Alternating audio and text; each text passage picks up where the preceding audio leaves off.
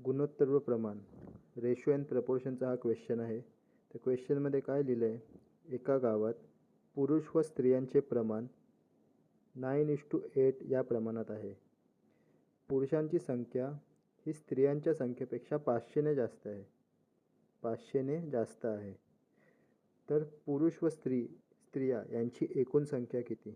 पुरुष आणि स्त्रिया यांची आपल्याला एकूण संख्या विचारली आहे. तर क्वेश्चन तर समजला आहे. एका गावातला पुरुष आणि स्त्रियांचे प्रमाण दिलेले आहे. पुरुषांची संख्या स्त्रियांपेक्षा जास्त आहे ते दिलेले आहे आणि पुरुष व स्त्रिया मिळून एकूण किती संख्या आहे ते आपल्याला काढायचं आहे. तर पहिले यात रेशो आणि प्रपोर्शनमध्ये सोपी पद्धत काय आहे, तर रेशो लिहून घ्यायचा. रेशो किती आहे? 9:8. त्याला आपण एक्स लावतो कधीही रेशोला समजण्यासाठी, सोपं करण्यासाठी कॅल्क्युलेशन.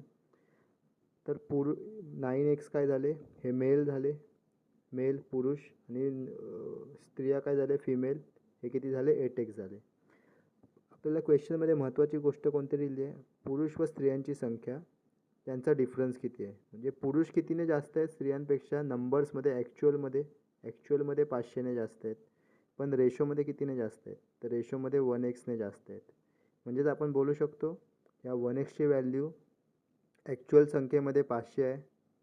जर या 1xची व्हॅल्यू ॲक्च्युअल संख्येमध्ये 500 असेल तर आपल्याला फाइंड आउट काय करायचं आहे, पुरुष व स्त्रिया यांची एकूण संख्या. तर पुरुष व स्त्रिया यांची एकूण संख्या रेशोमध्ये किती आहे, रेशोमध्ये पुरुष किती आहेत 9x, फिमेल किती आहेत 8x. तर पुरुष आणि स्त्रिया किती आहेत टोटल मिळून 17x.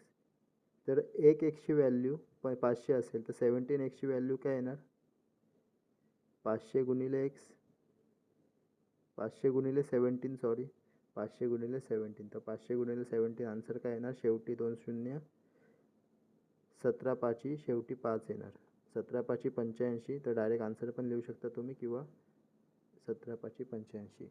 आन्सर काय येणार आपलं, option number 1, 8500. Solve this and comment your answer.